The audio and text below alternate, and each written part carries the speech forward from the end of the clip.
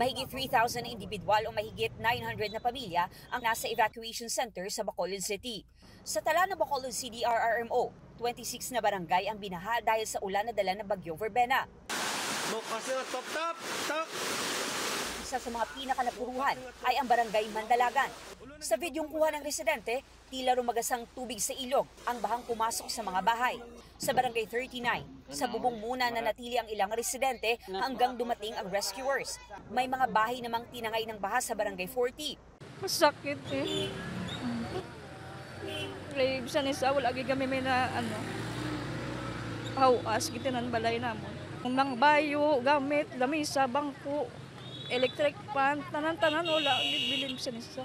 Ang mga taga-barangay Singkang Airport sa simbahan muna tumuloy. Tiyan ka pangadaan. Sakit pa ako mga tiil, din yung ko tindog. Halin sa balagi na, wala ka pamahaw kabataan. Wala pa kami kaong, wala kami kitigang. Siyempre, kasubo, wala pagani nag-abot ang ayuda. Santino, lain naman nga bagyo ang nag-abot. May ilang motorista namang stranded dahil sa baha. Sa Iloilo City, binahari ng ilang pangunahing kalsada.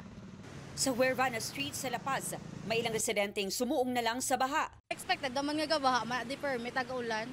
Ginlakatula kaya raman ang balay namo. Sa tala ng LGU, 30 na barangay ang binaha dahil sa malakas na ulan. May 80 na pamilya nang inilikas. Sa barangay Lopez Haina Norte, La Paz, may ilang residente ring lumikas dahil sa baha. Kung magtiner, pagid kami to mataas, pagid sa. Tumaas rin ang taas ng tubig sa ilang creek sa lungsod.